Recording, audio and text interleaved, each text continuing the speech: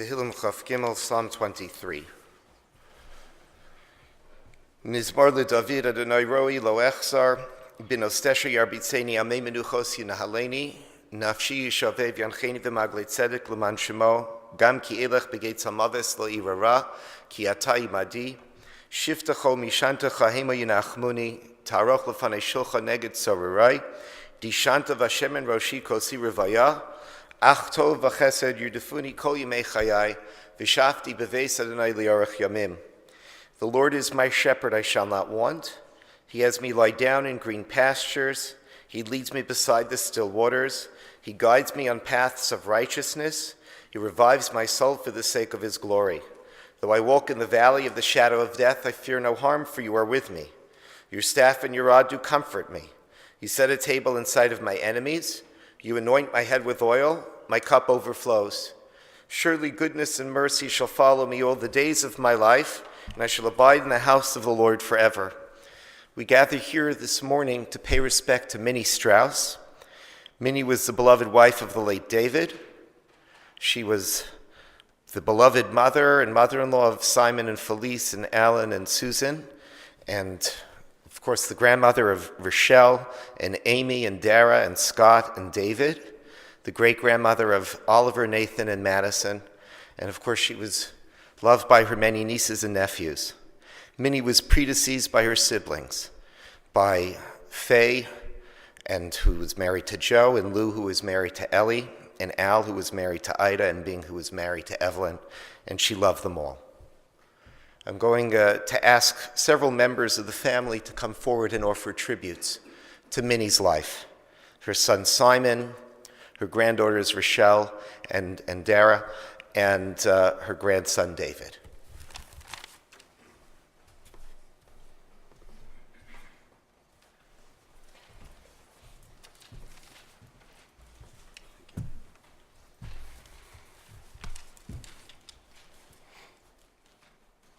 This is a sad day, and we all feel the loss, the void that was left after Mom passed away. Personally, for me, up until a little while ago, I still had the opportunity to pick up the phone and speak with my mother, to discuss life issues, to catch up on a funny antic by one of the grandchildren, just to swap how are yous and always I love yous. How lucky I have been, how lucky we have all been to have had her in our lives for so long. How lucky that she has been so vibrant and such an active participant in life for so long. How lucky for us to have had a lifetime of her life lessons. If Mom's essence could be reduced to a recipe, aside from the famous apple pies, it may sound something like this. 1 cup of opportunity, 2 cups of life experience, a dash of tact, mixed together in a bowl. Add a measure of Mom's special secret ingredient, an immensely positive attitude. Heat gently, serve with love, and overcooked broccoli. Min, who spent a good deal of her lifetime working, told us that she really began to live her life after she retired. I can recall over 50 years ago that Mom took up yoga. And many times I came home to hear her chanting while performing her poses. My friends still tell me how surprised they were when visiting our house to find Mom doing headstands. In her 70s and 80s, aside from her folk dancing, she decided to take up music. So she bought several recorders and a stand-up keyboard, and she learned and she played. Anyone who visited, either in Montreal or during her winters in Florida, would be treated to a musical concert, usually sitting us down and setting up her music stand between us and the exit door. You get the picture. Mom would be so proud of being chosen to lead the exercise class when her teacher was called away. She put those old folks through their paces. And I can recall her flying to Toronto to visit us, and I made arrangements for her to deplane by wheelchair. It was a long walk. I was waiting in the arrivals lobby when the wheelchair came into view. Only Mum was pushing the wheelchair and the attendant was sitting in it.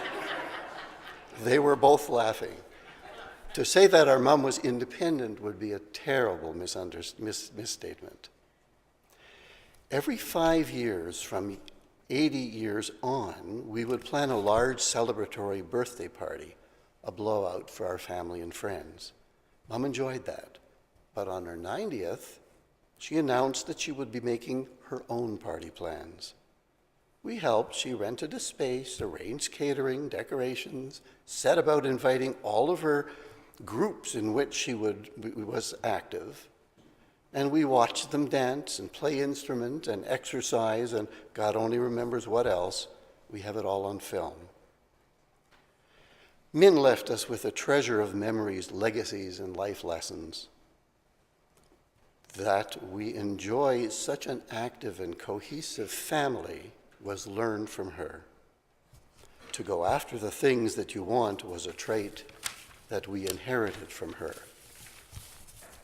To never let barriers stop you from achieving your goals. To be respectful and tolerant of others. To say, I can, instead of I can't.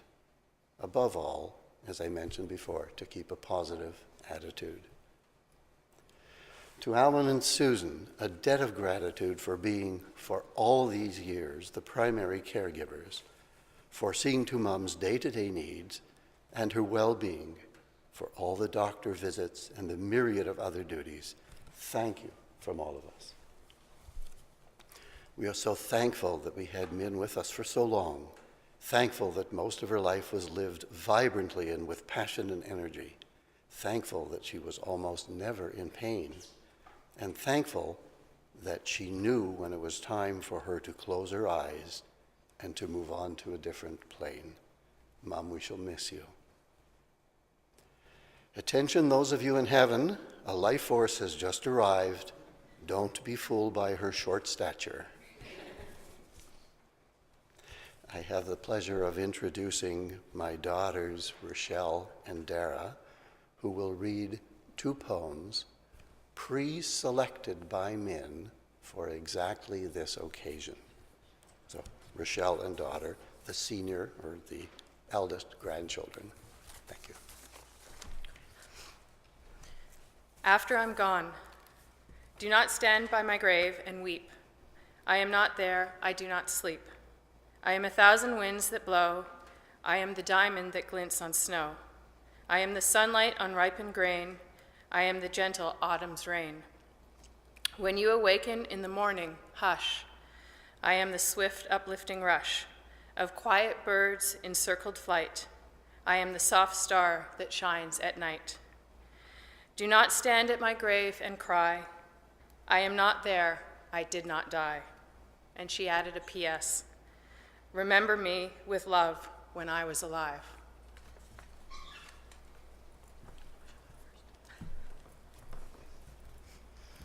I'd like the memory of me to be a happy one.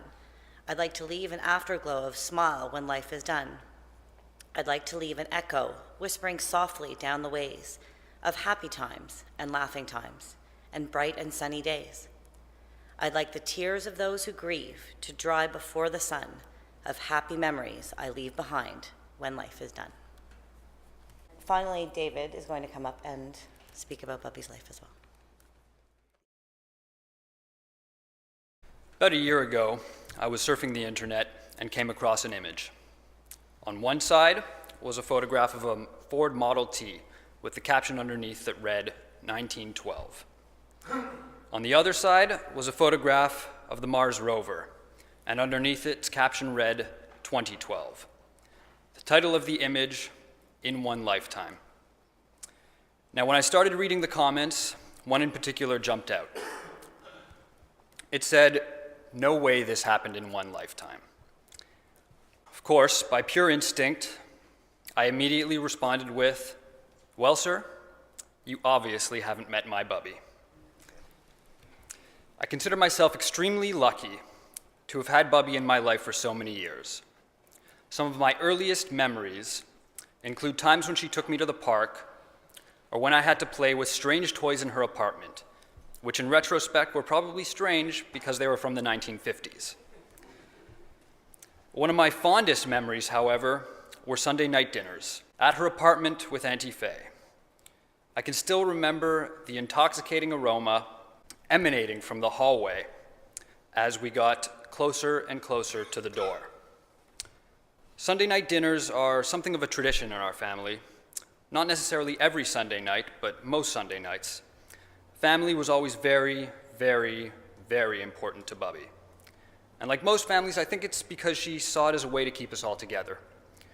However, over the years, as Bubby got older, Sunday night dinner began to evolve. We tended to eat out a lot more, restaurants, specifically Chinese restaurants, and even more specifically, Chinese restaurants that were close to her apartment and that served shrimp. Indeed, Bubby's palate evolved along with Sunday night dinners. Now, some of you may know that I'm a pretty big fan of the NFL, and if you follow football like I do, you know that this weekend is Wild Card weekend, a very exciting period leading up to the playoffs and eventually the Super Bowl. That being said, growing up, I didn't always appreciate Sunday night dinners. Luckily, though, seniors tend to eat early, so I would only end up missing the first quarter of the game anyways. But as Bubby grew older and the seasons grew colder, Sunday night dinners evolved yet again. We would often pick up Chinese food and bring it over to her apartment and sit and chat and laugh. She was always laughing and singing and telling jokes. She was just such a pleasure to be around. She made it very easy to forget whatever NFL game was on at the time. One evening, however, fell on arguably the most important day of the year, the first Sunday in February. The Steelers were playing the Seahawks in Super Bowl 40. To miss even 1 second of this game, even as an adult, would have been painful. But Bubby, never thinking of herself and always being a sport about everything, let me turn on the TV during dinner, and I think she even got into the game a little bit. What a Bubby. All jokes aside, my Bubby, our Bubby, Minnie Strauss lived one heck of a life. I can't even begin to imagine all of the things she witnessed and experienced. The accumulated wisdom of 103 years of life on this planet is simply unquantifiable. All of her countless hobbies, activities, and spiritual pursuits.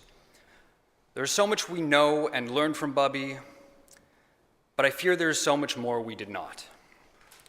Civil rights activist Harriet Beecher Stowe once said, "The bitterest tears shed over graves are for words left unsaid and deeds left undone."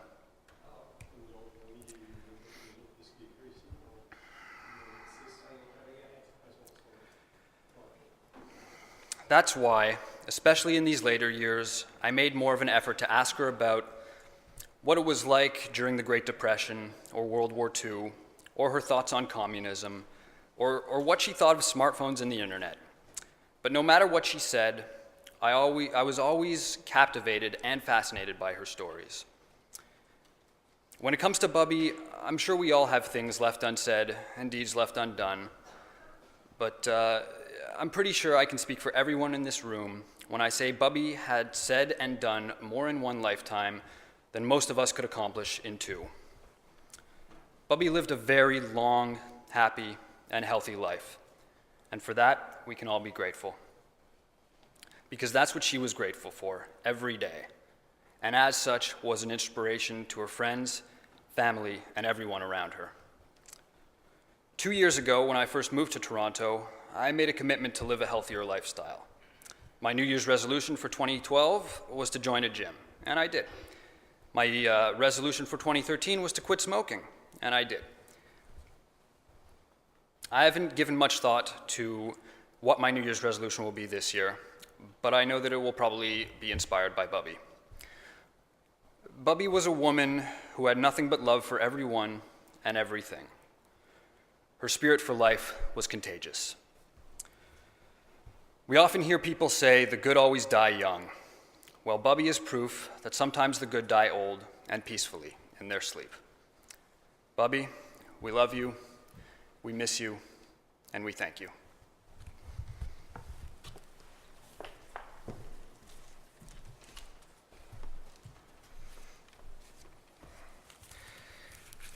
You've just heard from the family such beautiful and heartfelt words. And I think there was one overriding message from everything that you heard, is that Minnie's life is going to be their legacy. And they're going to carry that legacy proudly. You know, in biblical and rabbinic Hebrew, the word for life, which is chaim, can be understood as meaning two different things. You can refer to life, chaim, as a reference to quantity, longevity, how many years you're referring to. It corresponds to a number, 10 years, 20 years, 100 years. And then chaim, the word for life, can also be a reference to quality. How lively a time is this? Is it filled with life? Is it filled with spirit?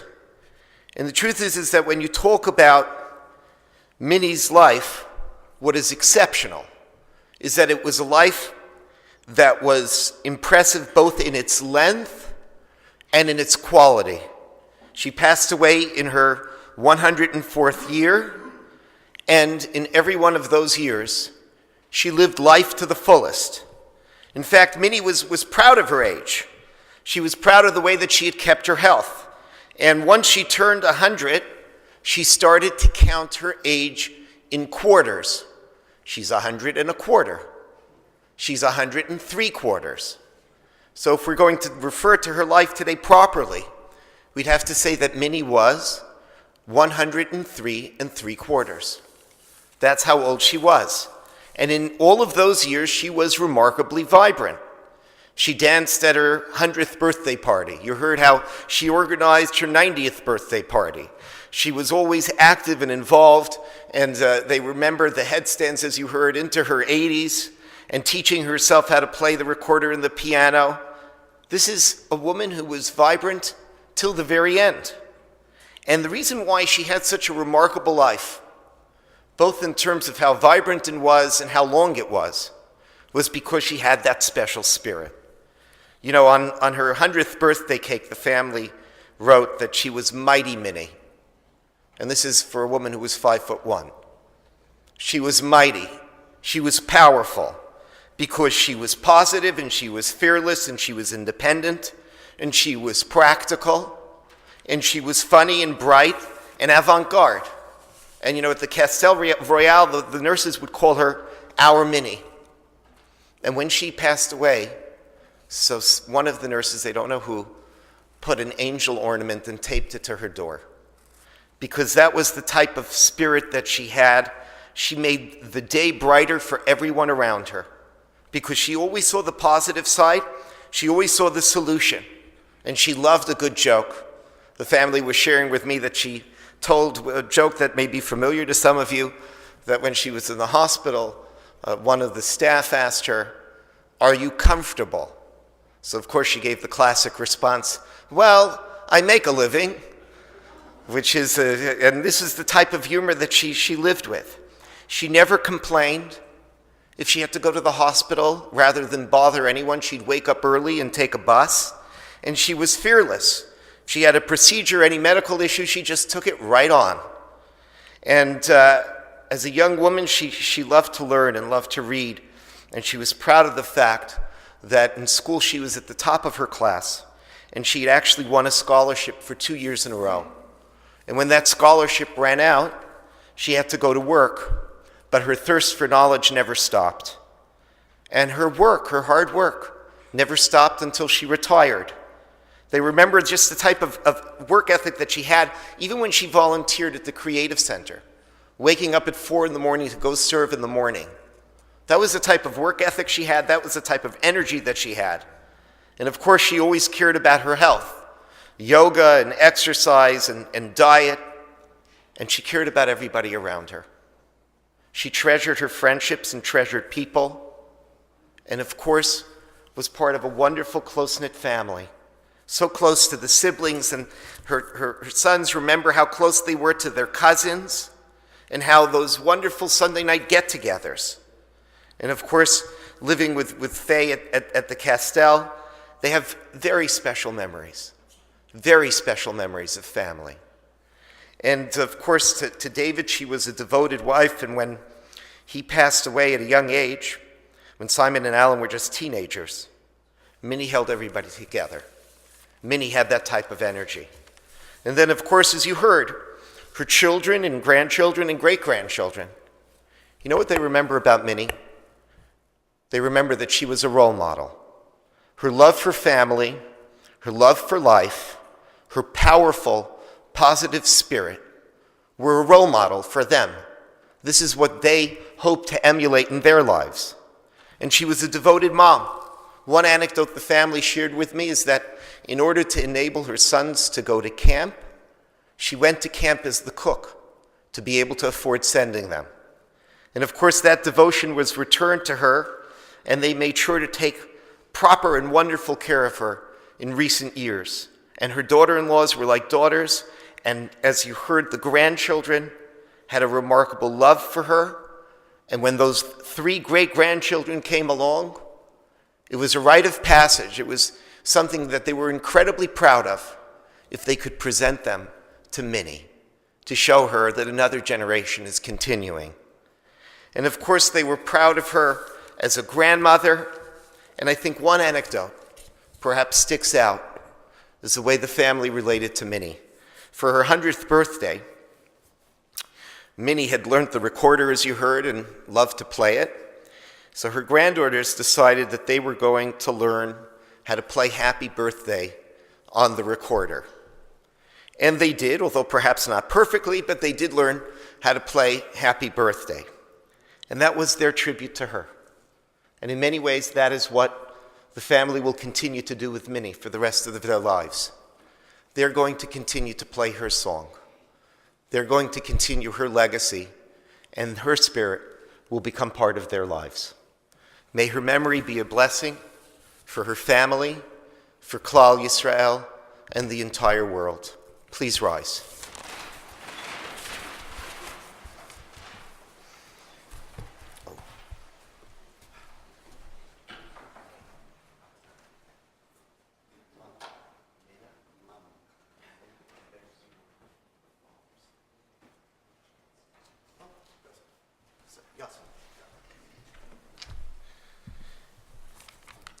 El Molei Rachamim, Shochin Bam Ramim, Hamsei Menucha Nechona Tachaskan Fe Yashchina B'Malus Kidoshim Utarim Kizora V'Kir Mazirim Es Nishmas Mama Bat Yosef Shalcha Le'olama B'Gan Eden Tehei Menuchasa Ana Bala Rachamim Hastireh B'Seser Kanafecha Le'olamim Utzrar B'Tzarachayim Es Nishmasa Adonai Hu Nachlasa V'Senuach B'Shalom Al Mishkava V'Nomar Amen. O God, exalted and full of compassion, grant perfect peace in your sheltering presence among the holy and pure to the soul of Minnie Strauss, who has gone to her eternal home. Master of mercy, we beseech you, remember all the worthy and righteous deeds that she performed in the land of the living. May her soul be bound up in the bond of life. The Lord is her portion. May she rest in peace, and let us say, Amen.